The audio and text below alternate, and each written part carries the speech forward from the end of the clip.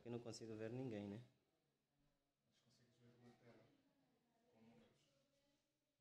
A partir do meu computador? Ainda não faz. Tem internet tá ligada? Ok. É necessário estar conectado? Ok. Eu vou acompanhar aqui.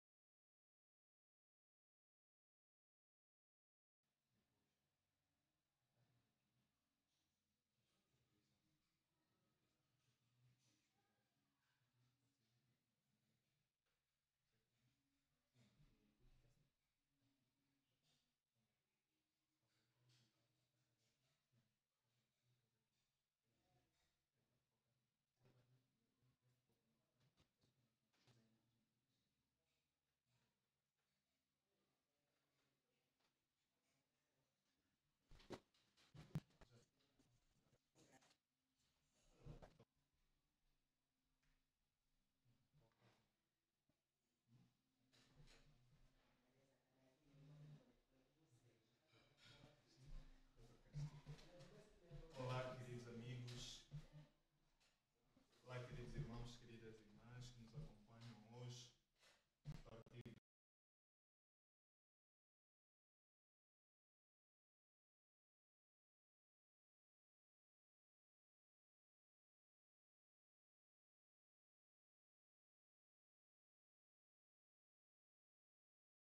do YouTube, nós agradecemos pela vossa presença. Sei que a live 30, 10 minutos atrasada por causa de algumas questões técnicas, mas estamos aqui prontos para avançar para mais uma live. Nós queremos que esta live é uma bênção, porque nós que participamos da Santa Convocação, que é um programa mensal que o Ministério Raios da Glória realiza mensalmente com finalidade de estudar vários temas, e dentre esses temas que nós estudamos, um deles é o Rei do Norte, o Rei do Norte, e é tempo de andarmos de cavalo. Esse foi um tema tópico, muito interessante quando nós recebemos a proposta. A ideia era nós estudarmos exatamente sobre saúde. Era o campo de saúde, mas fomos surpreendidos exatamente por este tema, que vai falar para nós sobre o Rei do Norte.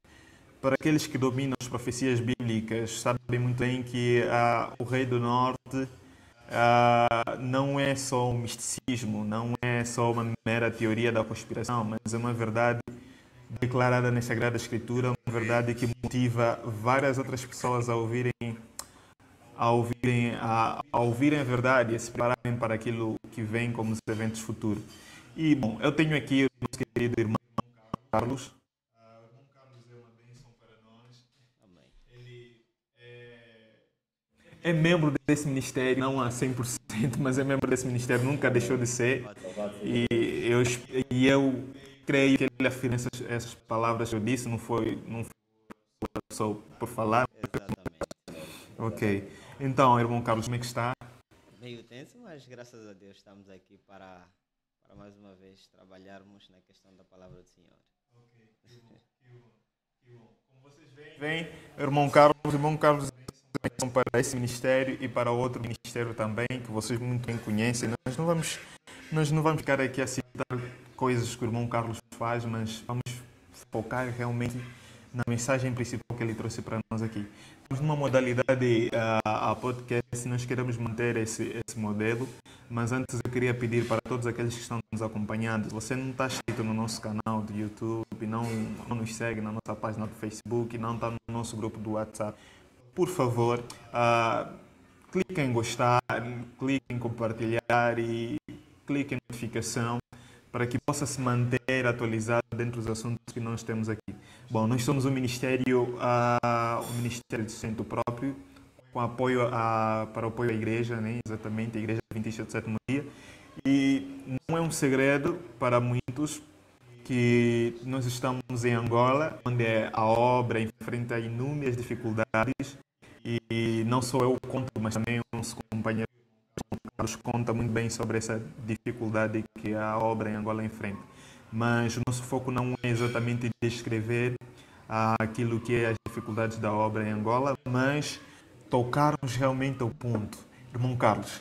Breves palavras aqui. Como assim, Rei do Norte? Isso é uma teoria? Só temos Rei da Espanha, temos Rei da Grécia, isso é Suécia. Temos aí o Rei. Temos Rei da Espanha e temos Rei da Inglaterra. Aqui são alguns dos reis mais famosos da Terra. Existe um país que tem essa da filosófica que o irmão Carlos quer nos mostrar. Em breves palavras, antes de introduzir exatamente aquele que é o assunto principal, traz-nos a ideia o que é mesmo o Rei do Norte, por favor. Nós contemplamos bem a estrutura do mapa bíblico, não é? Israel nos tempos mais remotos, não é? Nós observamos que Israel ela encontrava-se, nesse caso, no eixo que fazia a divisão entre o norte e o sul, onde o sul encontramos os impérios assírios, vamos encontrar a Babilônia e abaixo nós encontramos o Egito. Então Israel ficava, nesse caso, no centro. Quando haveria conflito entre os reis de cima, nesse caso do norte, a guerrearem com os reis de baixo, que é do sul, Israel no meio acabava por de certo modo sofrer com as consequências do conflito entre o norte e o sul. Então é nessa vertente que a gente vai trabalhar nas profecias, não é? Quem é o rei do norte, quem é o rei do sul, e assim vermos quais são as implicações, as ações do rei do norte, quais são as implicações das ações do rei do sul, afetando de forma direta ou indireta o povo de Deus no conflito vindouro. Mas, irmão Carlos, na profecia bíblica, não só na profecia bíblica, conseguimos entender que o reino do norte ou o norte tem várias aplicações. Tem várias aplicações. Será que poderemos ver algum vislumbre dessas aplicações durante essa apresentação? Eu creio que à medida que nós vamos ampliando o nosso tema, não é?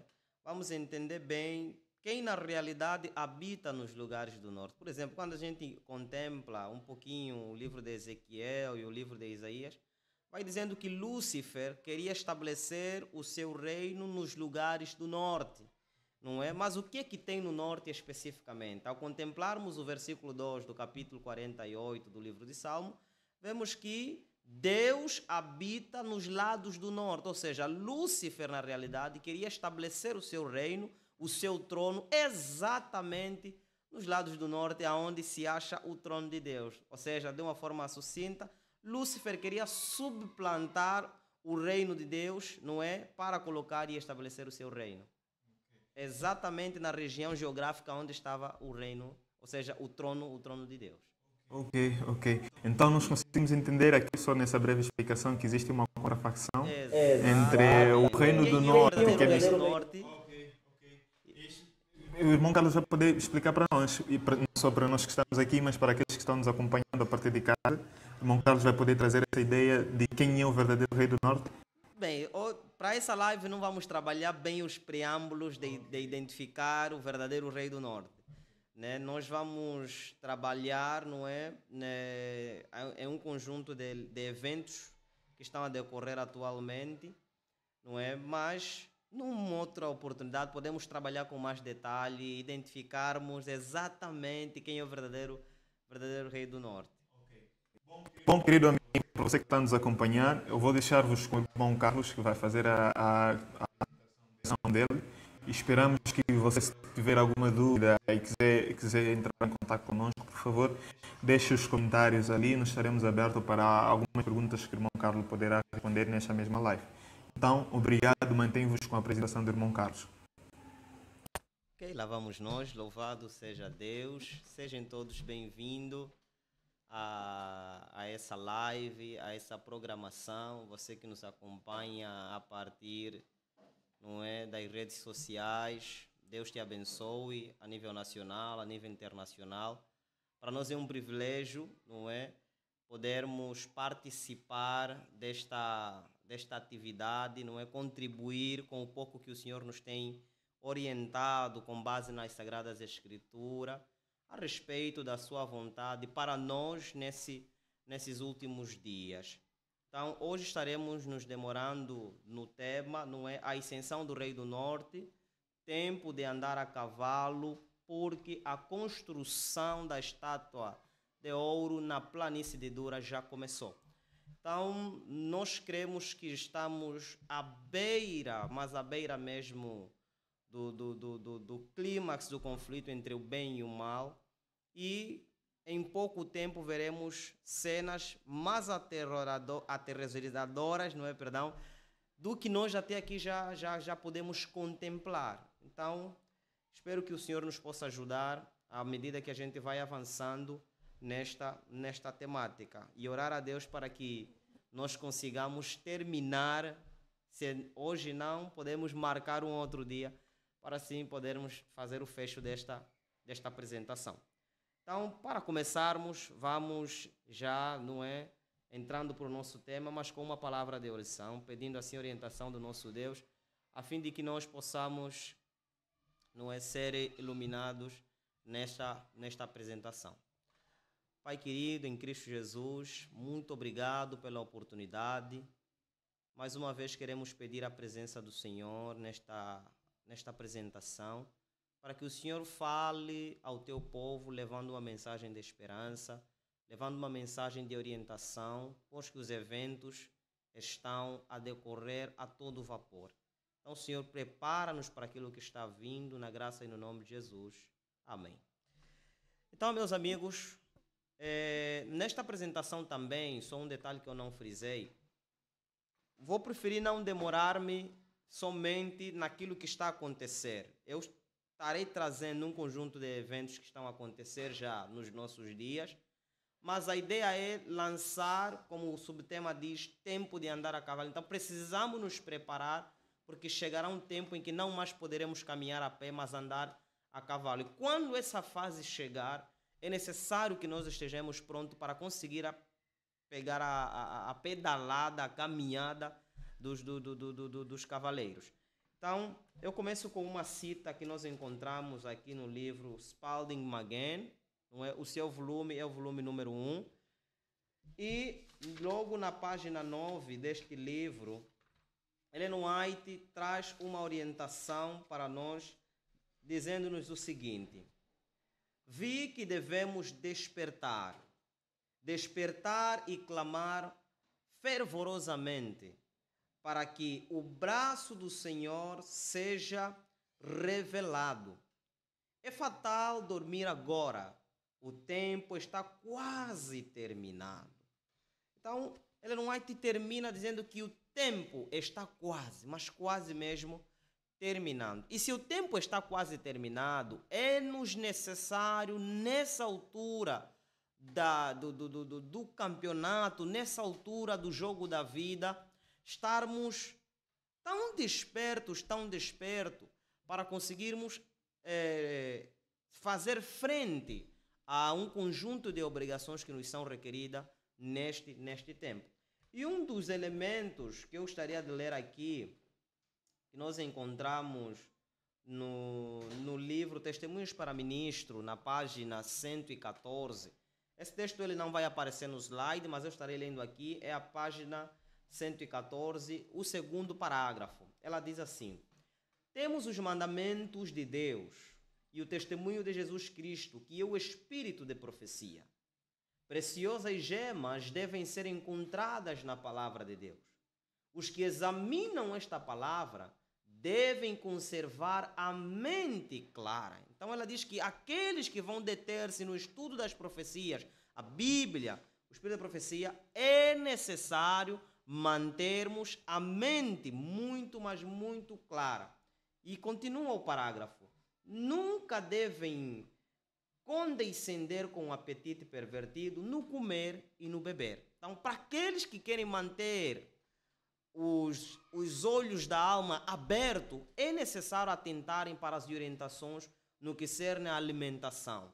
E vai mais, se fizerem, o cérebro ficará confuso, serão incapazes de suportar a tensão de cavar fundo para descobrir a significação das coisas que se relacionam com as cenas finais da história terrestre. Então, é necessário não condescendermos com o apetite nessa fase. É necessário mantermos o cérebro o mais levemente possível, com uma alimentação simples, com uma vida de oração, consagração, para conseguirmos entender o que Deus requererá de nós nestes últimos episódios e, acima de tudo, ao investigarmos as suas palavras. Com isto, então, posto, estamos prontos para irmos à nossa apresentação. Eventos finais, na página 12, o segundo e o primeiro parágrafo nós lemos: o tempo de angústia que há de aumentar até o fim está muito próximo. Não temos tempo a perder. O mundo está agitado com o espírito de guerra. As profecias do capítulo 11 de Daniel quase atingiram seu cumprimento final. O tempo de angústia, a angústia a qual nunca houve, desde que houve nação, está precisamente sobre nós. E somos semelhantes às virgens adormecidas. Devemos acordar e pedir que o Senhor Jesus ponha debaixo de nós os seus braços eternos e nos conduza durante o tempo de prova à nossa frente. Então, é-nos exigido, no tempo a que nos encontrarmos, estar acordado. É fatal dormir agora. Ele não usou essa expressão. É fatal dormir agora. Quando nós observamos o livro de 1 Crônicas, o capítulo 12, o versículo 32, diz-nos a palavra do Senhor que dos filhos de Isacar, homens destros na ciência do tempo, era uma tribo que era consultada, não é, para que Israel soubesse o que fazer. Então, essa tribo, a tribo de Isacar, era aqueles homens que, em termos de compreender qual é o posicionamento do povo face a um determinado tempo a que o povo de Israel estivesse vivendo, eles estariam aí para dar resposta qual seria o posicionamento. Então, é necessário nessa fase, irmãos, consultarmos os filhos de Isacar. É necessário nessa fase irmos aos homens que compreendem o tempo. Mas mais do que nunca, por nós mesmos, investigar nas Sagradas Escrituras qual é o nosso dever. Na página 598 do livro Grande Conflito, Ellen White diz que temos um mapa, dando-nos todas as orientações a respeito do futuro. E não precisamos conjecturar a respeito de coisa alguma. Não precisamos adivinhar, porque tudo nos foi deixado, revelado na palavra de Deus. Mas como sempre, as verdadeiras joias não se encontram na superfície. Uma leitura profunda, cuidada, é que nos vai permitir encontrar as verdadeiras joias da palavra de Deus. O mineiro cava a vários metros do solo para conseguir encontrar as melhores joias. De igual maneira, se dedicarmos tempo no estudo da palavra, conseguiremos achar as joias que Deus está guardando para nos auxiliarem, nos servirem de alicerce e guia nestes últimos dias. Avançando então, quando falamos de Daniel, eu gostaria de pegar aqui dois posicionamentos. Falar de Daniel capítulo 11 envolve várias interpretações, envolve várias posições, E uma delas que eu gostaria de levantar aqui, na verdade vou levantar duas, uma delas que eu gostaria de levantar aqui é a posição do autor e escritor, não é? Jacques Durkheim, não é? O escritor da Igreja Adventista do Sétimo Dia, pastor também. Ele, no seu livro, não é? Os Segredos de Daniel, Jacques Durkheim apresenta uma abordagem interessante que o conflito norte e sul dos versículos 5 até o versículo 39 sejam entendidos como merismo. Então, Jacques Durkheim nos passa aqui uma sugestão a respeito da interpretação de Daniel capítulo 11. Qual é essa sugestão? O merismo. Mas o que é merismo? Já vamos entender o que é isso. E que a estrutura do conflito, em última instância, leva a uma fusão dos dois poderes, com a intenção em comum da destruição do povo de Deus. Ou seja, o conflito norte e sul, fim a cabo, vai acabar por se aliar e ambos lutarão para destruir ou, nesse caso, aniquilar o povo de Deus. Mas vamos ampliar aqui a visão. Ou seja, sul contra norte, norte contra sul, sul contra o norte, nesse caso A, B e C. E então o contrário. Nos versículos 40 a 45, o sul ataca o norte e o norte ataca o sul. O norte e o sul. Então o sul une-se ao norte, como síntese, seguido por uma vitória definitiva de Deus sobre os aliados poder do mal. Então Deus vai vencer, porque no fim a cabo, merismo é o seguinte: merismo é a apresentação de dois elementos em contraste, mas que no final compõem um todo. Ou seja, ambos se completam. Por exemplo, nós temos no livro de Salmos, o capítulo 89, o versículo 11 e 12, e Deuteronômio, no capítulo 10, o versículo 14, dizendo que os céus dos céus e a terra, ambos são obra do nosso Deus, ambos são o território de Deus. Então, se, assim como os céus está tão distante da terra, mas ambos, terra e céu, tem um único legislador, tem um único criador. E esse único criador é Deus. O único legislador é Deus. Deus é o criador dos céus e da terra. Mas a terra e o céu estão em extremos muitos abismais. Mas tem um único governante. De igual maneira, trazendo isso no conflito norte e sul, parecem ser poderes que ao longo da Bíblia, ao longo de Daniel, estão em conflito constante. Norte, sul, sul, norte. Mas, no final de tudo, quem comanda o norte e quem comanda o sul? Fim a cabo é Satanás. Nós concluímos que quem comanda quer o rei do norte, quer o rei do sul, é Satanás. Porque o rei do norte não é a favor do povo de Deus. O rei do sul, de igual maneira, não é a favor de Deus. E Jesus Cristo disse o seguinte: quem comigo não junta, faz uma coisa, né? Espalha. De igual maneira, Satanás não está dividido. O reino de Satanás não está dividido. Aparentemente esteja dividido norte e sul, mas, fim a cabo, ambos tornar-se-ão em aliança e vão fazer mal contra o povo de Deus.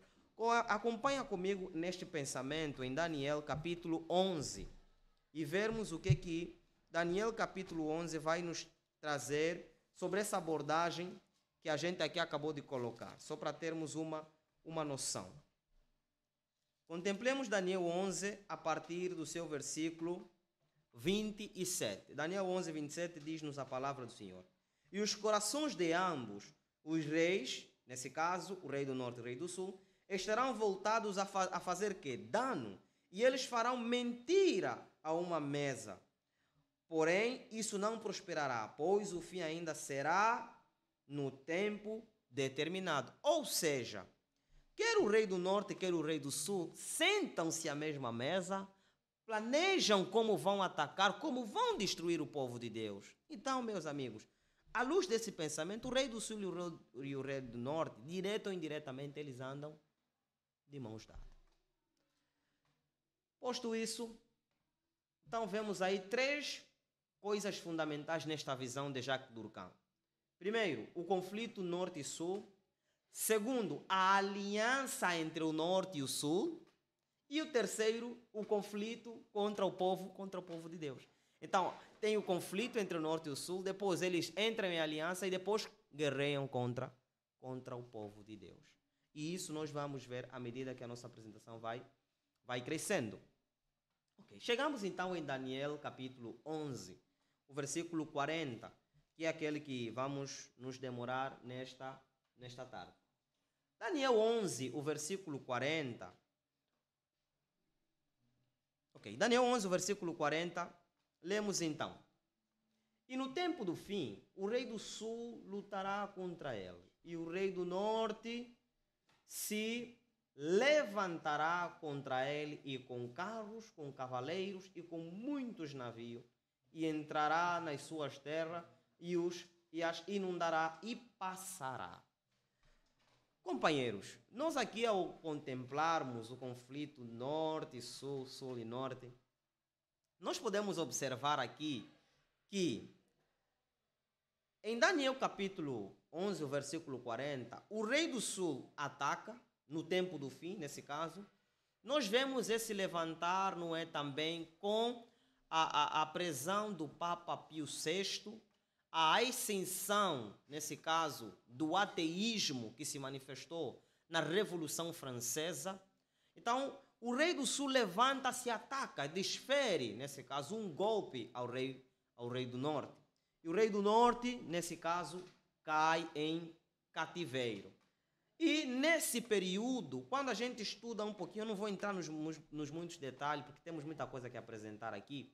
Quando a gente estuda um pouquinho, aparentemente, o rei do sul não tem uma aparência física, um território no tempo do fim. Parece que desaparece.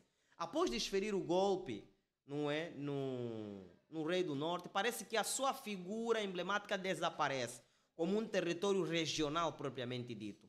Mas o seu espírito é manifesto na França, como nós já vimos, por meio do ateísmo, não é, e do sodomismo, mas essa ideologia que perdura até um determinado período foi se alastrando e foi crescendo. Quando nós chegamos na fase das revoluções e tudo mais, começamos a ver uma série de pensamentos iluministas. Começamos a ver uma série de pensamentos, não é, que o mundo, ao sair da idade das trevas, foi contemplando novas filosofias, novos pensamentos. Eu até costumo dizer, todo tipo de ismo surgiu. Ateísmo, homossexualismo, transhumanismo, não é? Marxismo, todo um conjunto de ismo foi indo. Então, no tempo do fim, Jacques Durkheim e outros autores concluem que o rei do sul manifesta-se nas vestes do secularismo. E o rei do norte é aquilo que nós conhecemos como sendo o poder político religioso manifestado em Roma. Roma, nesse caso, Roma papal. Agora, quando Roma foi desferido o golpe, parece que saiu do cenário, mas Apocalipse capítulo 13 mostra-nos a ascensão de um poder que exerceria o mesmo poder que Roma no determinado tempo, nesse caso no tempo do fim. Ao cair, Roma ascende um determinado poder. E esse poder, nesse caso, é os Estados Unidos da América. Apocalipse capítulo 13, nós podemos contemplar tudo isto que estamos aqui a abordar. Então, vamos a um pouquinho mais de forma literal. Se nós literalizar algumas coisas aqui, em poucas visões eu apresento que o norte, nesse caso, não é? Podemos dizer que o rei do norte também, ele tem um braço a qual lhe serve de auxílio. E esse braço que serve de auxílio ao rei do norte, provavelmente nós podemos dizer aqui, é os Estados Unidos. O braço direito do rei do norte e o braço esquerdo, nesse caso, podemos trabalhar aqui um pouquinho o secularismo. Agora, se o braço direito dele é os Estados Unidos, desde o momento em que os Estados Unidos ascende ao poder, irmãos, ele foi ganhando força. E que eu creio, após as eleições de Donald Trump, Trump começou a assumir posições muito extremas. E que nós vimos que a eleição dele não foi comum. E nós vamos entrar nos detalhes desta profecia. Ao avançarmos nos versículos 40, eu vou avançar aqui correndo um pouquinho. Então, Em Daniel capítulo 11, 40, nós encontramos a ascensão política. Eu vou me referir aqui especificamente aos Estados Unidos. A ascensão política. No versículo 11 até o versículo 41, nós temos ali o arregimentar do poder religioso. E, nesse caso, Daniel capítulo 11, versículo 42 até o versículo 43, neste caso temos a ascensão econômica e civil em Daniel capítulo 11, versículo 45. Então, dos versículos 40 até o versículo 45, nós temos três elementos que são predominantes no Rei do Norte no tempo do fim. Primeiro, politicamente ele deve se robustecer. Segundo, religiosamente ele precisa se robustecer. E economicamente e como civilmente para conseguir aplicar as penas civis. Então, meus amigos, tudo isso nós começamos a ver também a se desenhar, fugindo de Roma, se desenhar dentro dos Estados Unidos da América. Os Estados Unidos da América já vai construindo este quadro. Veja aqui o que diz, não é, nesta notícia, revista, nesse caso diz assim: a ascensão da extrema-direita no mundo, convergências, diferenças e o papel da história. Então, se nós trabalharmos a questão das ideologias, propriamente dito, quais são as ideologias do Rei do Norte, quais são as ideologias do Rei do Sul? As ideologias do Rei do Sul, nós baseamos aí o secularismo, um conjunto de ismo. Já as ideologias do Rei do Norte é uma ideologia mais conservadora, é um poder mais pautado para a moralidade, pautado para os princípios cristãos. A ideologia do Rei do Sul, nós temos aqui a aberração da cultura woke. Isso é um trabalho do Rei do Sul. Mas, quando nós observamos o conservadorismo vindo do Norte, o Norte tem a predominância de ser mais conservador, a ideia é abafar as ideologias do Rei do Sul. Então, o que eu entendo no conflito Norte e Sul neste ponto? A partir, nesse caso, do tempo em que nós entramos, do Rei do Sul a se levantar com o secularismo, de um tempo para cá, o Norte está se robustecendo para conseguir fazer o quê? Abafar as ideologias do Rei do Sul. Ou seja, durante muito tempo, o Rei do Norte foi observando a ascensão do Sul, as suas ideologias, as pautas LGBTs, as pautas woke, uma série de pautas foram se levantando. E essas pautas chegaram a um extremo tal que está se tornando insuportável para o Rei do Norte. E o Rei do Norte disse que temos que parar com isso. Por exemplo, nas falas de Trump, ele vai dizer que precisamos salvar a América. Precisamos salvar a América dessa ideologia, dessa cultura woke. Elon Musk, atualmente, um dos braços direitos de Trump, vai dizer que a cultura woke matou o meu filho. Eu vou acabar com a cultura woke. Então, temos uma guerra ideológica, os princípios do Sul versus os princípios do Norte, onde o Norte diz que nós vamos ter que abafar, porque a cultura do Rei do Sul ascendeu muito. Mas quem deixou ele tão distante? É óbvio, foi o próprio Rei do Norte. Mas agora é o próprio Rei do Norte que se levanta contra ele como uma quê? Como uma avalanche. E aqui os jornais já vão dizendo que as ideologias do Norte agora estão ganhando o quê? Predominância a nível internacional. A emergência da direita racionária no centro político mundial contemporâneo. E vai mais, frustração com a classe política dominante leva à ascensão da extrema-direita, ou seja, a direita mais radical, mais conservadora possível está se levantando a nível do mundo. E nesse caso, nós vemos que na Áustria, de igual maneira, não foge a regra. O BDF também do Brasil vai dizendo o seguinte, esse é um jornal que achei interessante, porque a abordagem de quem traz é da extrema Sul, nesse caso, defende muitas pautas do Sul, e ele vai apelando que precisamos fazer alguma coisa, porque ele diz assim, o avanço da extrema-direita e do conservadorismo ao redor do mundo, enquanto extremistas de direita têm objetivos claros. A esquerda, nesse ponto, não possui projeto para quê? Para outra ordem. Ou seja, a extrema-direita está se fortalecendo, mas a extrema-esquerda não tem força suficiente para conseguir agora subverter a extrema-direita. Manifestação em Berlim, na Alemanha, contra o extremismo de direita. Nós temos aí o AFP, a Ascensão, e agora ganharam um grande número no parlamento alemão, e vai mais. Dentre os extremos, ganhou mais peso a denominação da extrema-direita no Brasil nos últimos anos, nesse caso conhecido como os bolsonaristas. Nos estados também não fugiu a regra. Já na América Latina, de igual maneira, nós contemplamos aqui a ascensão, nesse caso, não é, de Javier Milei, na Argentina, com uma pauta também bem conservadora. Então, o norte está a ganhar força. Veja que logo no poderio político que nós vimos nos 4 pontos, o primeiro ponto é político. Ele vem com cavaleiros, com carros, como uma inundação contra o rei do Sul. Então ele quer mesmo acabar com as ideologias do rei do Sul. E nós, a nível do mundo, vemos a se levantar o rei do Norte a todo vapor, para abafar as ideologias do rei do Sul. E nas últimas semanas, as idas e vindas da direita na Europa foram tema de diversas notícias, especialmente devido às eleições para o Parlamento Europeu que terminaram no último dia 9. Na União Europeia, essa votação serve como termômetro para a política nacional e o inimigo do bloco é a extrema-direita.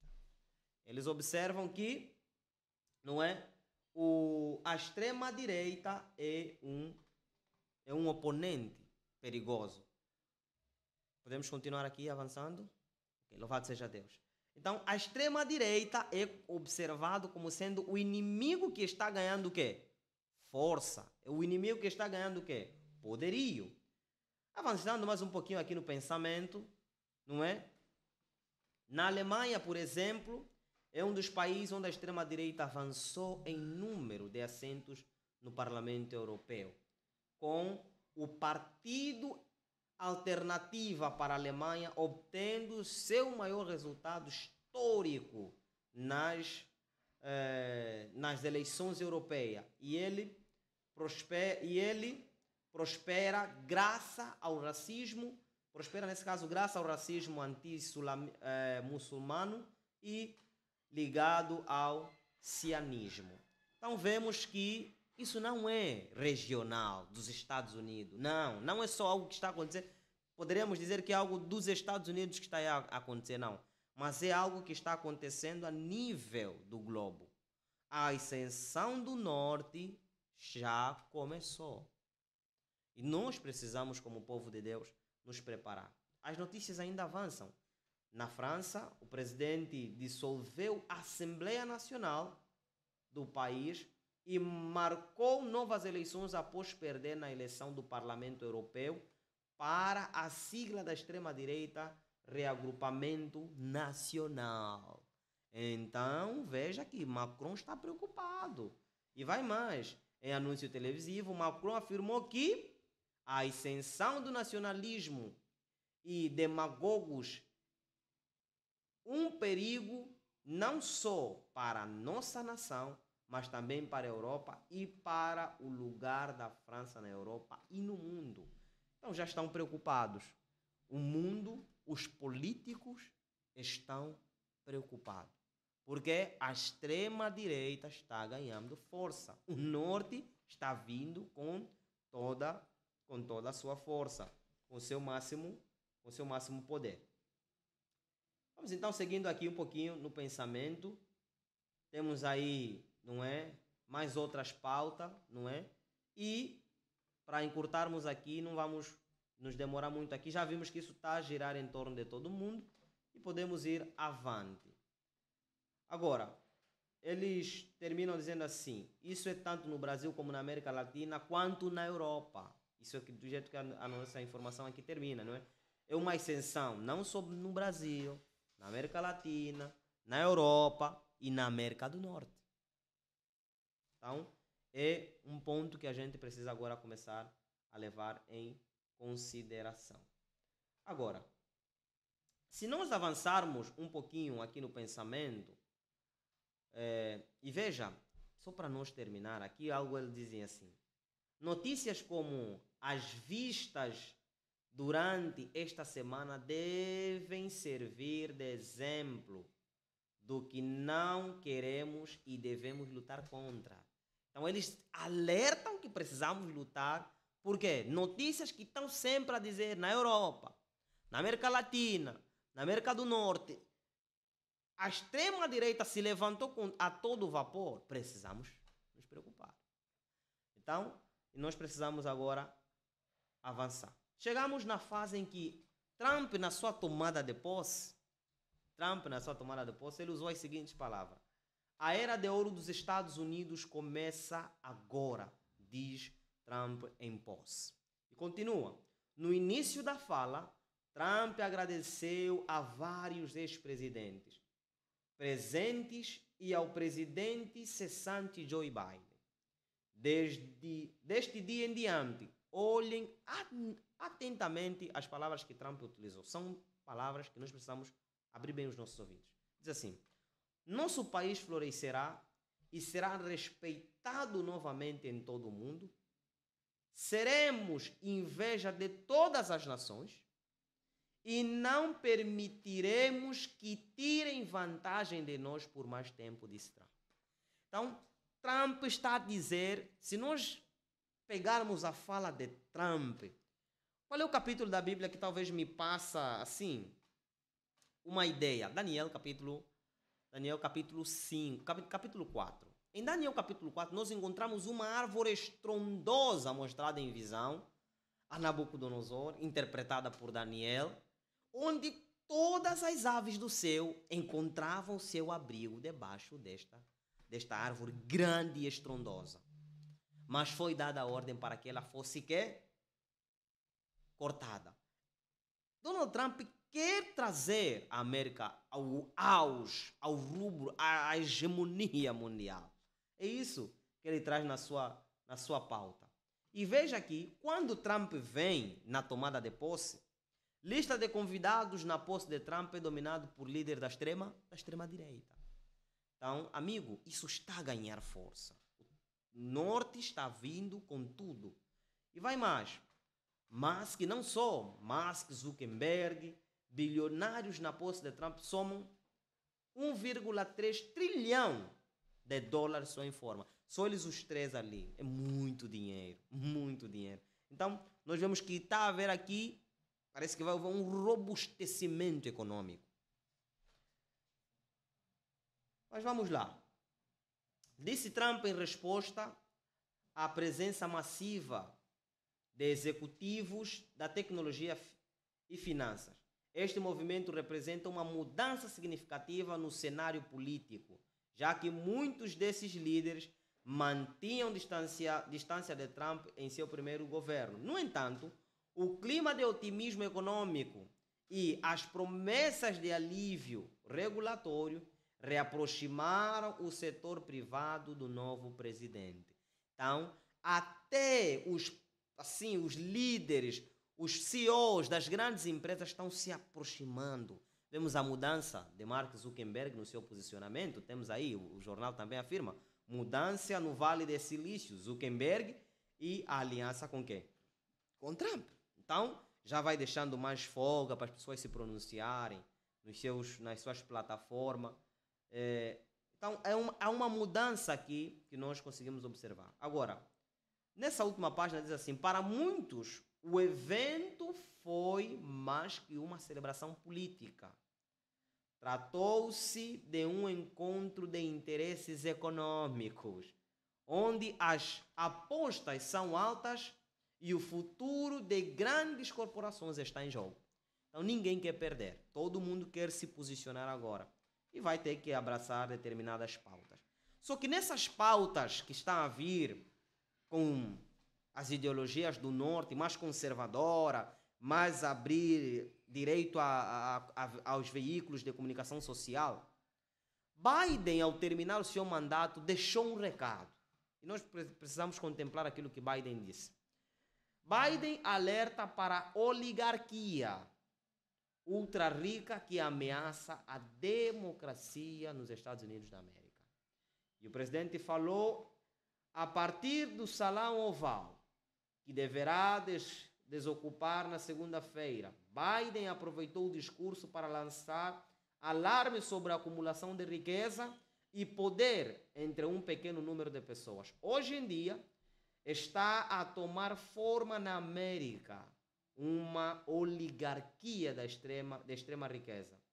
Poder e influência que ameaça literalmente toda a nossa democracia, os nossos direitos e liberdades fundamentais e uma oportunidade justa para que todos possam progredir, disse Biden, chamando a atenção para uma perigosa concentração de poder nas mãos de algumas pessoas ultra ricas, consequências perigosas se o seu abuso de poder não for controlado. Então, é alerta que o antigo presidente deixou de que eles não só estão a levantar, mas estão a vir com todo o poderio. E nós vimos, o primeiro poderio é o poderio quê? Político. O segundo poderio é o poderio religioso. O terceiro é o econômico. E o quarto é o civil. Então, os bilionários, nunca antes vimos uma eleição em que tantos bilionários injetaram tanto dinheiro para a tomada de posse, ou seja, para as eleições presidenciais. Nunca se investiu, nem mesmo nas últimas eleições em que Biden venceu, injetou-se tanto dinheiro como se fez nesta vez. Então, o que é uma oligarquia? Oligarquia, não é? Em ciências políticas, nós aí vemos a Wikipédia nos definir isso, é a forma de governo em que o poder político está concentrado num pequeno número. Mas isso não nos diz nada, não quer nos passar nenhuma informação. Num pequeno número, pertencente a uma mesma família ou mesmo partido político ou grupo econômico ou corporação. Isso é oligarquia. E eu creio que os Estados Unidos está a caminhar para a formatura de uma oligarquia. Então, é-nos necessário estar em alerta agora. E eles vão trazendo também dentro da sua pauta, Trump na sua tomada de posse, o Destino Manifesto. O que é isso então que Trump usou? O Destino Manifesto, doutrina citada por Trump, que faz, o que é Destino Manifesto nesse caso, né? A Europa se revêem como, Estados Unidos, perdão, se revêem na nação escolhida. Eles veem que tem um chamado da parte de Deus. Vamos lá ler a notícia. Durante sua posse como 47º presidente dos Estados Unidos, Donald Trump disse: vamos perseguir o nosso destino manifesto até as estrelas, lançando astronautas americanos para fincar estacas e listrar da bandeira americana no planeta Marte. O termo não é novo e trata de uma ideologia bastante prevalente nos Estados Unidos no século XIX, que defendia a crença de que os cidadãos americanos tinham o direito e a missão divina de expandir seu território da costa atlântica até ao Pacífico. Essa ideologia tem bastante influência na política americana. E Trump diz que nós vamos seguir o nosso destino manifesto. E isso quer dizer que se nós somos uma nação escolhida, estamos aí como uma nação profética, então temos o direito de tomar outros territórios. E veja, quando John Soleimani, aos Estados Unidos adquirir o Texas como seu novo estado, anexando para os Estados Unidos, ele disse o seguinte, isso é interessante: o Texas agora é nosso, faz parte da designação cara e sagrada do nosso país. Outras nações lançaram interferências hostis contra nós com o objetivo declarado de frustrar nossa política e subsistir nosso poder, limitando nossa grandeza e impedindo o cumprimento de nosso destino manifesto, de nos espalharmos pelo continente, que nos foi concedido pela providência para o livre desenvolvimento. Então, essa ideologia não é nova. E os Estados Unidos, Trump e outros dizem que têm a liberdade de tomar outros territórios. Atualmente, Trump está interessado em tomar o quê? A Groenlândia. Um território que não faz parte dos Estados Unidos, mas que estão interessados em meter a mão na Groenlândia. E não só, Trump agora quer renomear o Golfo do México para o Golfo da América. Então, até tomar conta também do canal do Panamá. Então, veja que Trump quer começar a alargar os territórios norte-americanos e começar, não é, a nacionalizar as coisas, tudo para voltar-se para a América. Porque ele disse, a América vai se tornar grande, vamos seguir o nosso destino manifesto até estacarmos a nossa bandeira em Marte. São objetivos muito ambiciosos. E eu pergunto, quanto Trump está disposto a pagar para alcançar esse objetivo? Quantos Trump vai ter que tirar do caminho para alcançar esses objetivos? Muitos. À custa de uns poucos. Então, vamos avançar aqui. Então, os pensamentos vão avançando. Temos a doutrina Monroe também, onde eles enfatizam mais uma vez o destino manifesto dos Estados Unidos. E na realidade, as pautas que eles trazem, há uma minoria que defende os 7 montes da cultura, e essa é uma pauta que muito se manifesta no projeto de lei 2025, e uma pauta que é predominante dentro das igrejas, nesse caso protestantes, algumas dos Estados Unidos, onde eles dizem que os seguidores dessa doutrina acreditam que essas 7 áreas moldam o mundo e que os cristãos devem ocupar a posição de liderança nela. Trump trouxe uma pauta mais cristã, onde os Estados Unidos é um país laico, mas a luta, se nós vermos a mentalidade, é cristianizar a nação. E é algo que vai contra a Constituição da República. Os Estados Unidos não é um país que, em certo sentido, é cristão no sentido de que tem uma religião definida. Não, é um Estado laico. Toda religião é permitida ali. Então, quando você oficializa uma religião, por exemplo, se oficializa o cristianismo, você está a ferir com os princípios da liberdade de consciência, com os princípios da livre adoração da nação. Mas a extrema-direita conservadora, a ascensão do nacionalismo cristão dentro da América, traz essas pautas para nós. E eles dizem que eles têm que recuperar esses 7 montes: o governo, a religião, a família, a educação, a mídia, não é? As artes e entretenimento. Veja na questão da educação, no 4º ponto. Eles dizem assim: ensinar princípios cristãos nas escolas e universidade. Cristão, ou seja, então já estão a cristianizar. Vai ter que se cristianizar a nação, ou seja, tornar a nação cristã. Nesse caso, o cristianismo vai ser a nação predominante, ou seja, a religião predominante.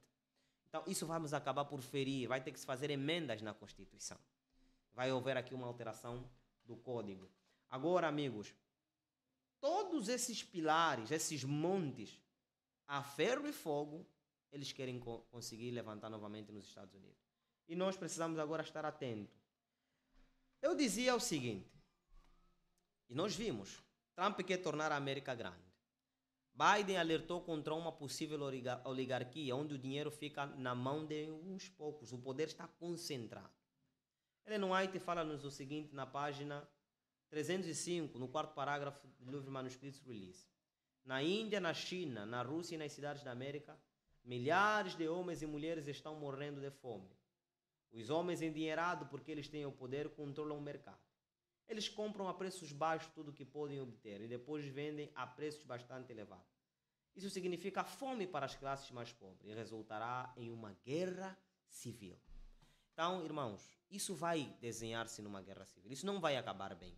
O dinheiro, quando está na mão de uns poucos, a confusão que se abateu na Revolução Francesa, a confusão que se abateu nos outros países mais abaixo, vai se abater nos Estados Unidos. Uma segunda guerra civil está prevista para os Estados Unidos. Não só, mas isso vai ser a nível do mundo, porque ela cita a Índia, China, Rússia e América. Por quê? O dinheiro está sendo concentrado na mão de uns poucos. Então temos aqui a luta entre o capitalismo e o trabalho, onde você trabalha dando duro, mas o dinheiro não está nas tuas mãos, o dinheiro está na mão de umas poucas pessoas ricas. E só para vocês terem uma noção disso, esse jornal Sete Margens diz assim: livro de Stephen Marsh, a próxima guerra civil americana está em preparação. Veja aqui o que ele disse. Trump é uma distração, como diz na nota de Marsh. E ele diz: a coisa mais inteligente que o próprio afirmou acerca da sua carreira política foi dita numa conferência de imprensa em 2017. Eu não cheguei a dividir o país. Este país já estava gravemente dividido antes de eu cá chegar. Na melhor das hipóteses, Trump é um sintoma. Então, Marsh analisa Trump como sendo um sintoma, mas que a nação já está rachada, já está mal. Você vê que na economia, na educação, então eles querem. Trump vem com a proposta junto com os evangélicos de que não, temos que salvar a nação. Temos que salvar os Estados Unidos, porque ele está em mãos. Mas aquilo que eu perguntei no início, quem deixou o rei do Sul avançar tanto? Foram eles. Agora são eles mesmos que estão a lutar para receber e desfazer todas as ideologias do rei do Sul. Mas, no intuito de quiserem reconstruir, vai se adotar medidas que vão ferir os princípios da liberdade de consciência. E agora, a ascensão da direita radical e o hiperpartidarismo patentes em Washington são também efeitos indicadores do quê? Do colapso do mercado imobiliário em 2008. Então, assim, são homens pensantes, não são os meus pensamentos. E é necessário nós termos muito a tentar. Veja o que esse especialista disse sobre essa questão. Os Estados Unidos estão, sim, caminhando para uma guerra civil. Se continuar deste jeito, hoje os Estados Unidos têm 15 milhões de veteranos de guerra, pessoas que lutaram no Iraque, Afeganistão ou em qualquer parte do mundo. Nos Estados Unidos têm cerca de 32 milhões de armas se acham no seio do povo. Este grupo de homens estão armados e extremamente irritado. Um deles disse o seguinte: porque foi lutar no Iraque, se 3 bilionários, Musk, Zuckerberg, Bezos, os três juntos têm mais dinheiro do que 160 milhões de americanos pobres. 3 pessoas juntas têm mais dinheiro do que 160 milhões de americanos. Isso é problema de concentração de valores. Isso é problema de capitalismo e trabalho. E isso, Ellen White diz que vai resultar em uma guerra civil. Ou seja, 3 pessoas têm mais dinheiro do que a metade dos mais pobres dos Estados Unidos. Então, isso vai acabar não muito bem. Por exemplo, você vê na tomada de posse, nós já mencionamos e a notícia ainda está aqui novamente. Musk, Bezos, só os 3 juntos são cerca de 1,3 trilhões em formatura. É muito dinheiro na mão de 3 pessoas. E o que é que isso vai resultar? A profecia diz que vai resultar em guerra civil. Agora, se os Estados Unidos se vê como um país que tem que ascender, ganhar formas tão grandes, o orgulho vai bater-se que antes de vir a queda, vem o orgulho. E o orgulho dos Estados Unidos está a elevar-se. Trump está tão orgulhado que a nação vai ter que subir a era de ouro e tudo mais. Mas o orgulho das nações, eles serão abatidos até o povo. Isaías capítulo 13, versículo 1.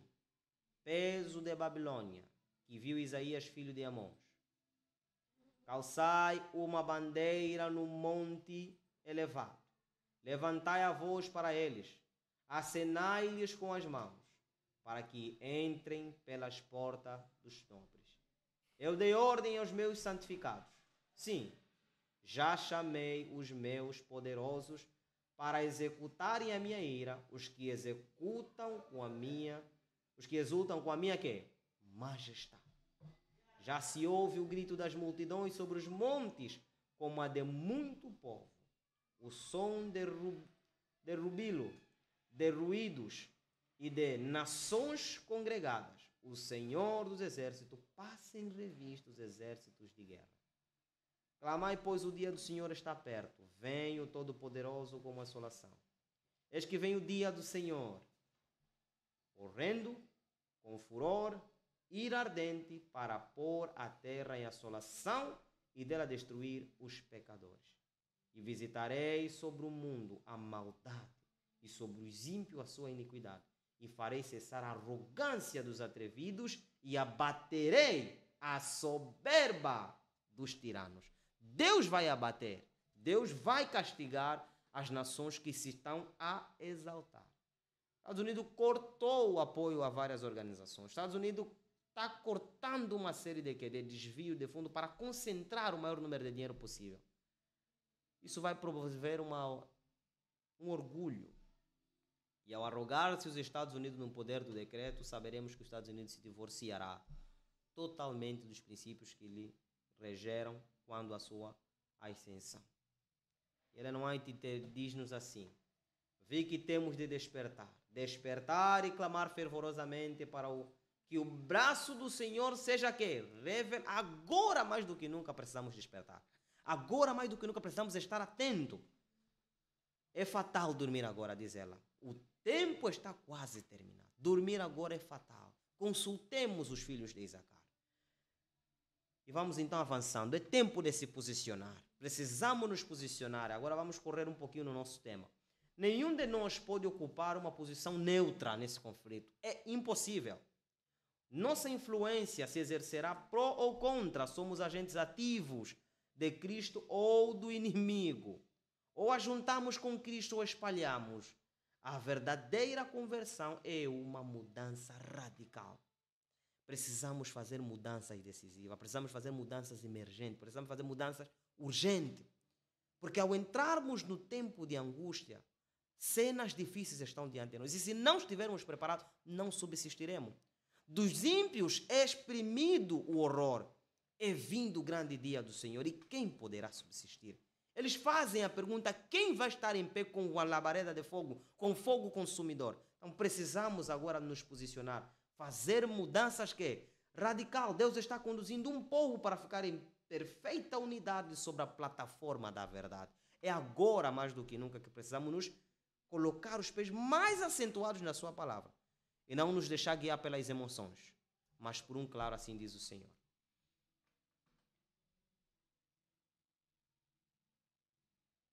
Ellen White diz-nos o seguinte, grande conflito na página 623. Muita gente diz que mas a norma é alta, sim, a norma é muito alta.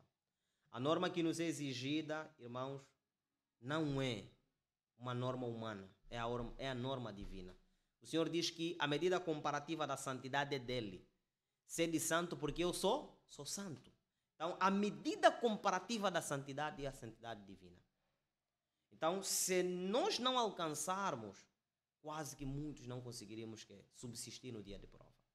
Agora, enquanto o nosso grande sumo sacerdote está fazendo expiação por nós, devemos procurar tornar-nos perfeitos em Cristo. Nem mesmo por um pensamento poderia nosso Salvador ser levado a ceder ao poder da tentação. Nem mesmo por um pensamento. Isso é grave. Então, Satanás nada pode encontrar no coração dos homens, algum ponto em que pode obter apoio a algum desejo pecaminoso, é acariciado por meio do qual suas tentações asseguram a sua força. Mas Cristo declarou de si mesmo: aproxima-se o príncipe deste mundo e nada tem em mim. Satanás nada pôde achar no Filho de Deus que o habilitasse a alcançar vitória. Tinha guardado os mandamentos do seu Pai. E não havia nele pecado que Satanás pudesse usar para a sua vantagem. Prestem atenção nesse detalhe. Esta é a condição em que devem encontrar-se os que subsistirão no tempo de angústia. Qual é a condição? Qual é a medida comparativa? Nenhum pecado. Se tivermos um único pecado por confessar, isso nos será fatal. Satanás usará isso contra nós e não conseguiremos avançar no progresso da santificação. Então, a medida comparativa, nem por pensamento. Se não for Deus, quem poderá subsistir? E ela termina dizendo assim: ninguém poderá negligenciar ou adiar esta obra sem grave perigo para a sua alma. Qual obra? A obra da santificação. Se não lutarmos agora para o aperfeiçoamento de caráter, é impossível. Porque ela diz que é nesta vida que devemos afastar de nós o pecado, pela fé no sangue expiatório de Cristo. É nesta vida, não é no futuro. Nesta vida é agora. Porque se não se fazer mudanças agora, corremos o risco de muitos de nós ficarmos para trás. E dói. Você já abandonou muita coisa para no final de tudo te dizer: filho, não te conheço. Vai ser muito difícil. Então é-nos necessário nos posicionar agora ao lado de Cristo. Muita gente diz que não, irmão Carlos, é duro. Sim, é duro, eu sei. Mas Jeremias capítulo 12, versículo 5 diz assim: se te fatigas correndo com homens que vão a pé, como poderás competir com os cavalos? Se tão somente numa terra de paz, confiado, como farás na enchente do Jordão? Irmãos, essa é a fase que estamos a andar a pé. Mas dentro em breve, não muito tempo, falta pouquíssimo, estaremos andando a cavalo. Mas ninguém vai andar a cavalo se não conseguir subsistir na prova a pé. E os que conseguirem subsistir na prova a pé vão conseguir subsistir na prova a cavalo. E os que conseguirem subsistir na prova a cavalo vão conseguir suportar na prova nas enchentes do Jordão. Então, é um processo contínuo e não um processo regressivo, é um processo contínuo. Então, se a pé não conseguiu, não vai conseguir a cavalo. E se a cavalo não conseguiu, não vai conseguir nas enchentes do Jordão. Que Deus nos guarda. Precisamos nos posicionar agora e ter fibra. Então nós vemos que o tempo já lá se vai. E nós precisamos nos aprontar para os eventos que estão diante de nós. Temos aí o quadro profético espelhando uma série de calamidades, uma série de eventos que estão vindo agora, e nós precisamos começar a nos preparar. Avançando agora no pensamento, como devemos nos preparar e qual é o modelo de preparação para nós irmos para o fim da nossa apresentação? Segundo a ordem natural, o filho de Zacarias deveria ter sido educado para o sacerdócio. A educação da escola dos rabinos, no entanto, tê-lo-ia incapacitado para a sua obra. Deus não o mandou nos mestres de teologia para aprender a interpretar as Escrituras. Chamou-o ao deserto, a fim de aprender acerca da natureza e do Deus da natureza. João encontrou no deserto sua escola e o seu santuário. Então, irmãos, temos um chamado a deixar mesmo as cidades e irmos para os campos. Temos um chamado, irmãos, a termos uma vida de íntima comunhão e tirar tudo quanto atrapalha. João atentou para o peso de preparar um povo para a primeira vinda. E João fez sacrifícios enormes que nós vamos ver aqui. João deveria ir como mensageiro de Jeová para preparar homens na luz de Deus. Devia imprimir-lhes nova direção aos pensamentos. Não devia impressioná-los com a santidade dos reclamos divinos e sua necessidade de perfeita justiça de Deus. Esse mensageiro tem de ser santo. Precisa ser um templo para a presença do Espírito de Deus. A fim de cumprir sua missão, deve ter sã constituição física. E nós vamos ver porque isso é fundamental. Sã constituição física, bem como resistência mental e espiritual. Era, portanto, necessário que regesse o apetite. Nós vimos na primeira citação que nós lemos em Testemunhos para Ministros, na página 114, os que condescendem com apetite não vão subsistir, não vão suportar a prova de cavar a fundo. Então, João teve que aplicar os princípios do domínio próprio, abstinência, saúde. E vai mais, como o profeta João deveria converter o coração dos pais aos filhos. E vai, todos quanto querem aperfeiçoar a santidade no temor de Deus, têm que aprender as lições de temperança e domínio próprio. Os apetites e as paixões devem ser mantidos em sujeição às mais elevadas faculdades do espírito. Esta autodisciplina é essencial àquela resistência mental e visão espiritual que nos habilitarão para compreender e praticar as sagradas verdades da palavra de Deus. É por esta razão que a temperança tem o seu lugar na obra de preparar um povo para a segunda vinda de Cristo. É fundamental. Então, João teve que praticar o quê? Abstinência, reformas no seu dia a dia, reformas na sua alimentação, até inclusive reforma no seu vestuário. É necessário nos atentarmos para a obra de preparo. No dia da expiação, em Levíticos capítulo 16, os versículos 28 até o versículo 30, vemos os deveres da congregação. O Levíticos 23 também menciona os deveres do povo. O que o povo deveria fazer? Afligir a alma, ter abstinência. Então, Deus dá uma série de orientação do que o povo deveria fazer nessa fase. Precisa ouvir que a abstinência da nossa parte. E veja o que ela vai dizer agora para nós. Neste tempo terrível, juntamente antes de Cristo vir pela segunda vez, os fiéis pregadores de Deus terão de dar um testemunho mais direto do que Deus João Batista. Você consegue imaginar? Cristo disse que de todo homem nascido de mulher, não tem um homem comparado a João Batista. Não tem. Estão-nos a dizer que o testemunho a ser dado tem de superar o testemunho de João Batista. Que norma é essa? Homem que sentia o aproximar de demônios.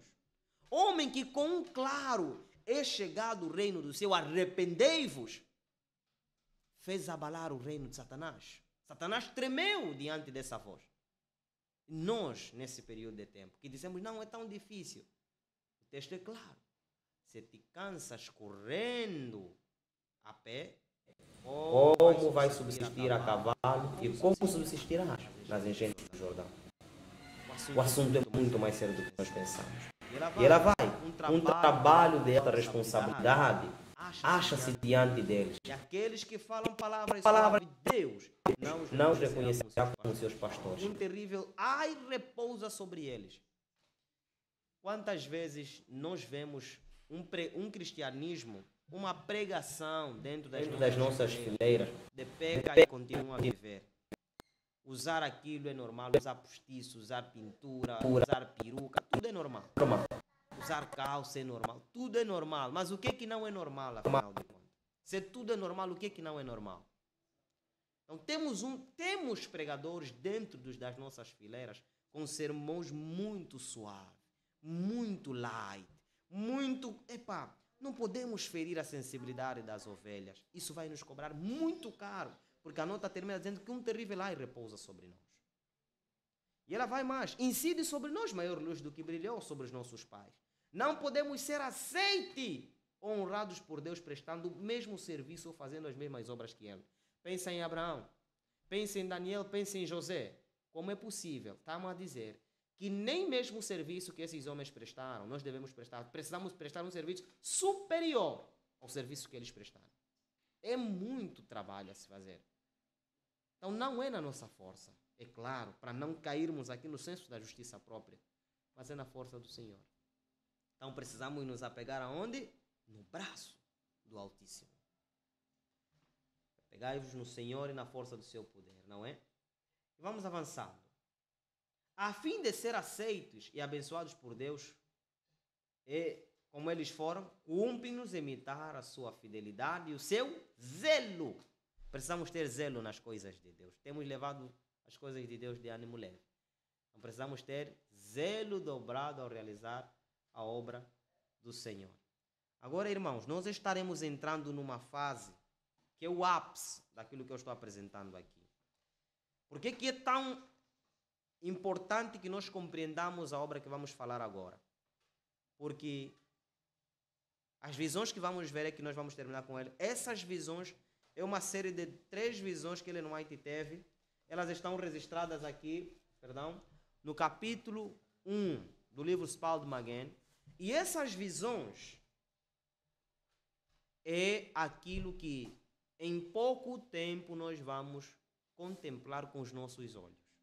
Prestemos atenção então para cada uma delas. Na página 10 ela começa já dizendo assim: vi que a besta de 2 chifres tinha uma boca de dragão, e o seu poder estava sobre a sua cabeça, e o decreto sairia da sua boca, da besta de 2 chifres. Quem é? Os Estados Unidos da América.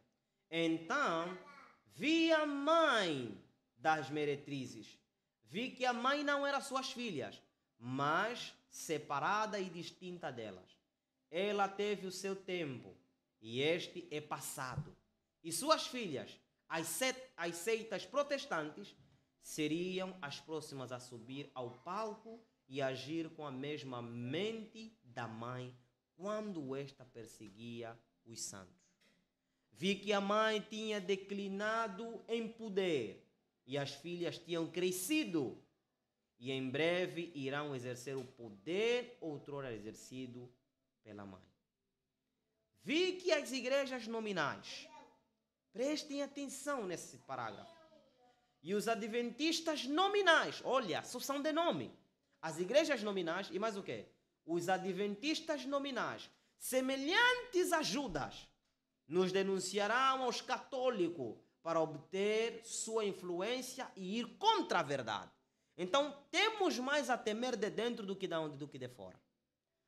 Os santos, nessa altura, serão um povo desconhecido, irmão. O povo que está se preparando para enfrentar as últimas cenas do grande conflito não será um povo reconhecido. Não serão conhecido. Não é um povo comum.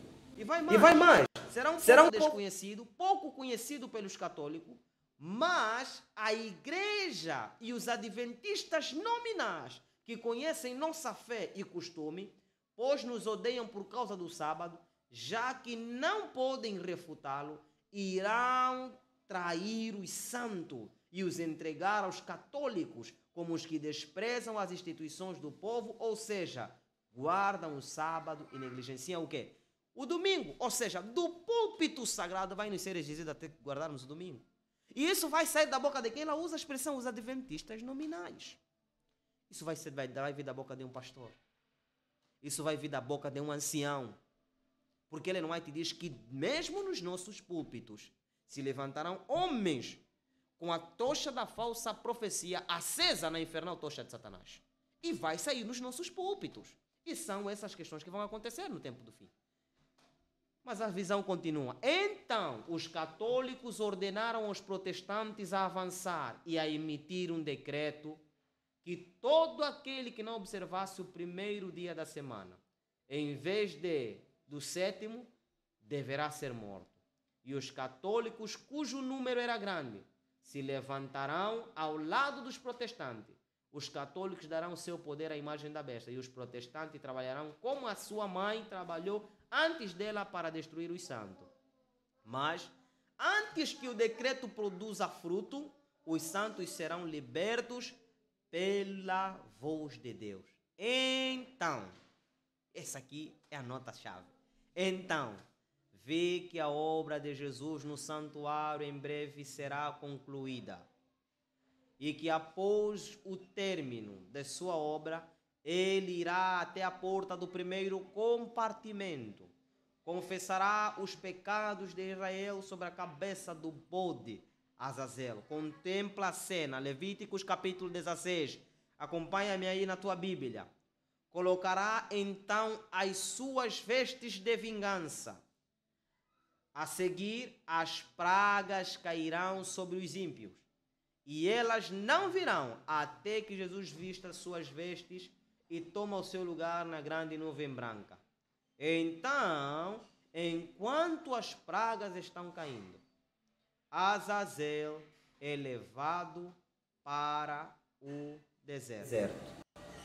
Ele faz um grande esforço para tentar fugir, mas é detido rapidamente pela mão daquele.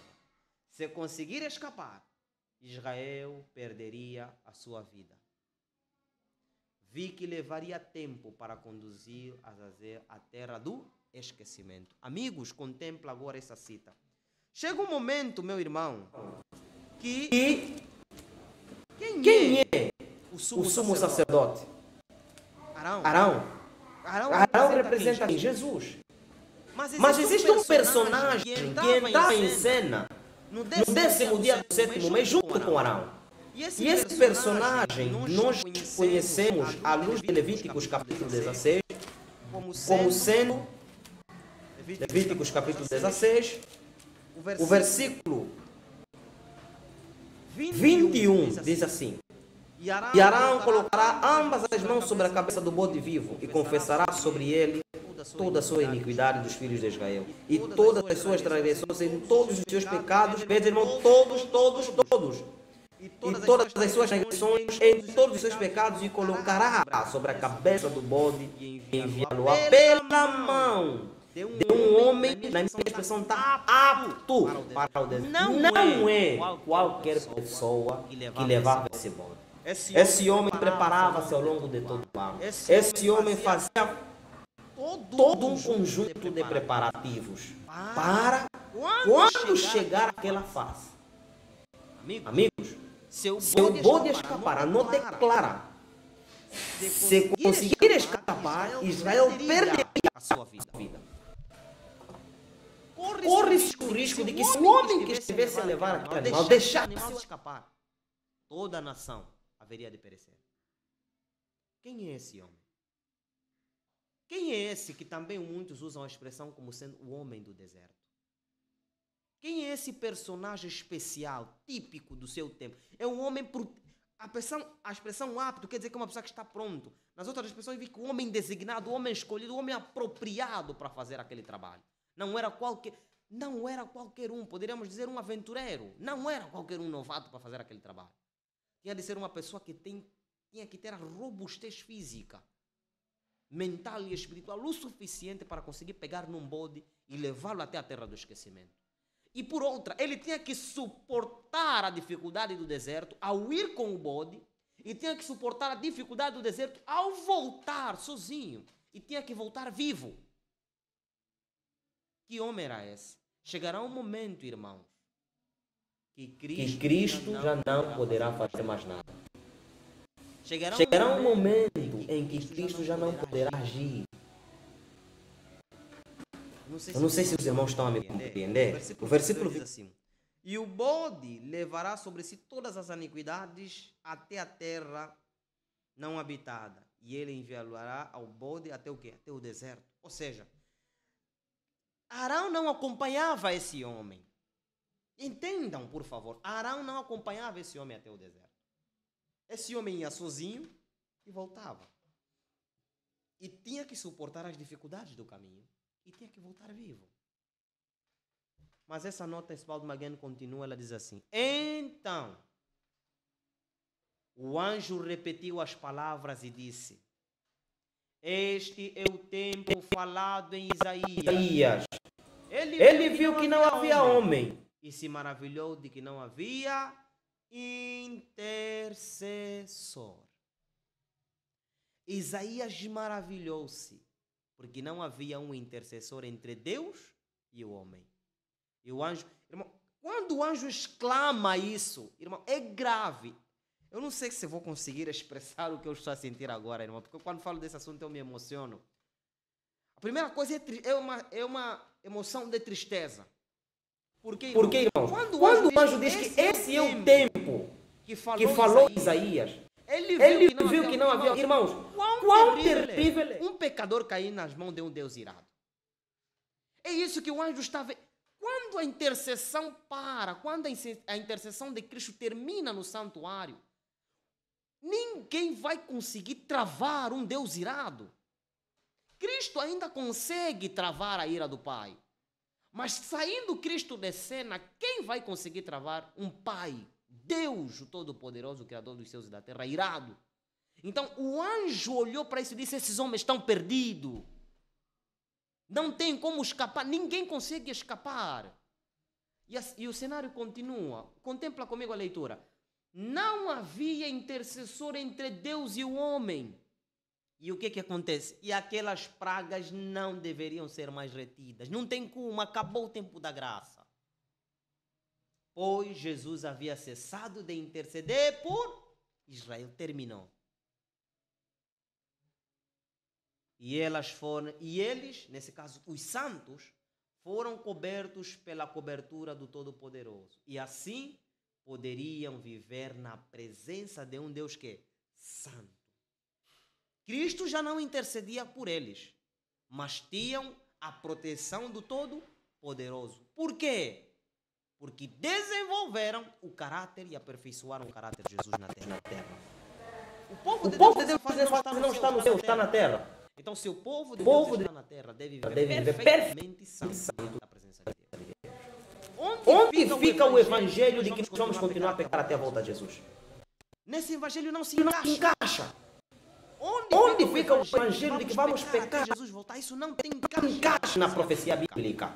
E veja, Isaías, que é esse texto mencionado, Isaías capítulo 59. Não se encaixa de que nós vamos continuar a pecar até a volta de Jesus. Por quê? Continuemos então na leitura aqui. Vamos pegar para Isaías, o capítulo 59.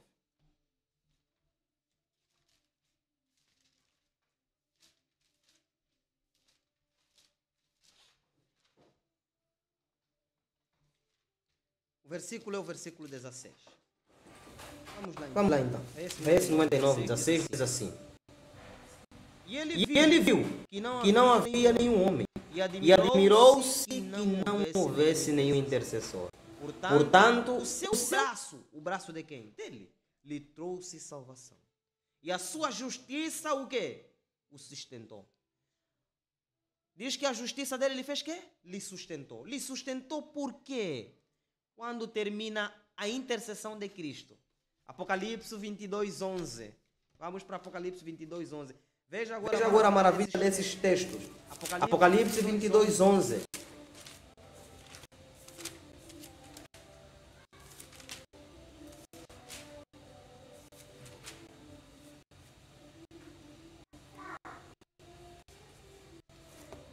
Aquele que é injusto continua sendo injusto. E aquele que é puro continua sendo, que aquele que é impuro continua sendo impuro. E aquele que é justo continua sendo justo. E aquele que é santo continua sendo santo. Ou seja, foram selados, foram consolidados em uma vida que aqui já viviam de contínua santificação.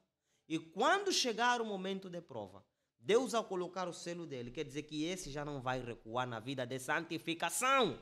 Vai continuar a crescer até lá. Então, Deus já não vai mais poder fazer nada por aqueles que não puderam se preparar. Então, se eles vão continuar, é porque consolidaram a sua vida, atingiram a maturação, e dali por diante, a graça do Todo-Poderoso vai lhes cobrir. Tremendas são as cenas que estão diante de nós, irmãos. Por isso é que o anjo diz que eu tremi. O anjo tremeu, irmãos. Por quê? Veja só 1 Samuel 2,25. Diz o quê? Pecando um homem contra o homem, os juízes o julgarão. Pecando, porém, um homem contra o Senhor, quem rogará por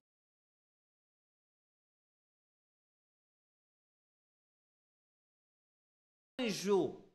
O anjo exclamou, esse é o tempo que disse Isaías. Está a chegar um momento, amigos. Aqueles que têm vivido continuamente a vida de desobediência terão de se cruzar face a face com um Deus sem misericórdia. E quão terrível é cair nas mãos de um Deus irado. Deus tem muito que nos dizer. E como nós devemos nos preparar para a recessão da chuva serôdia? Como nós devemos nos preparar para conseguir fazer frente aos dias de provas que estão diante de nós? Eu creio que o nosso tempo já foi-se, já estamos a um tempo de live muito alongado. Mas esperamos que até aqui, irmão, aqueles que têm levado de ânimo leve a vida de santificação, procurem começar a se preparar. Porque os eventos finais estão a decorrer, não é? A todo vapor. Então precisamos começar a fazer os devidos preparativos para nos encontrar com Deus. Deus está voltando. Eu termino com essa citação que diz assim: João Batista era um homem cheio do Espírito Santo, desde o seu nascimento. E se existiu alguém capaz de permanecer indiferente às influências corruptoras da época em que viveu, certo foi ele. João Batista não foi corrompido nos seus dias. Não se corrompeu e não se deixou corromper. E vai mais. Todavia, não se aventurou confiar nas próprias forças, separou-se dos amigos, parentes, a fim de suas afeições naturais não lhe demonstrarem um laço. Teremos que nos separar muitas das vezes dos nossos parentes, amigos, porque muitas das vezes esses vão nos atrapalhar a nossa comunhão, a nossa consagração a Deus. A consagração que nos exigir é muito alta. Que tudo quanto atrapalha. Deus diz que todo embaraço precisa ser retirado. E muitas das vezes esse embaraço são familiares, mulheres, filhos, casa, luxúria, uma série de coisas. Mas o tempo está a terminar. Já não temos muito tempo. A avalanche do norte já começou. Isso vai culminar. O Senhor nos possa guardar e abençoar. Vamos orar para que o Senhor nos possa então abençoar. Pai querido, seja o teu nome. Obrigado, amado Pai, porque os dias estão vindo. Unicamente o teu braço nos servirá de escudo, unicamente o teu braço nos servirá de proteção. Sem ti nada poderemos fazer. Somente a tua força nos susterá nos dias de prova que estão diante de nós, Pai. Sabemos que já não temos muito tempo. Então permita que no pouco tempo de graça que ainda nos resta, nos permita fazer de tudo para podermos nos encontrar com o Senhor. Que a graça do Senhor possa permanecer conosco. E que o teu Santo Espírito possa habitar nos nossos corações e preparar-nos para entender a obra que está diante de nós e estarmos aptos para subsistir no dia de prova. Em nome de Jesus pedimos e oramos com fé. Amém.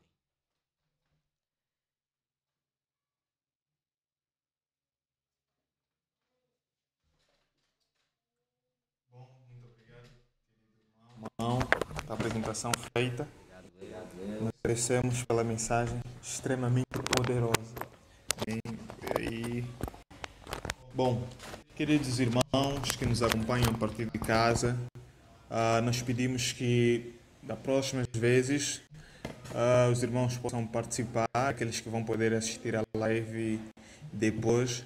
Sei que tivemos alguns problemas técnicos, mas nós gravamos a live. Depois vamos repostar toda ela completa para vocês poderem acompanhar novamente sem problema nenhum, sem nenhuma interferência, porque a mensagem é forte e precisa alcançar corações ao redor do mundo. Bom, então nos vemos no próximo episódio e prometemos trazer que formam a alma. Então, estamos juntos.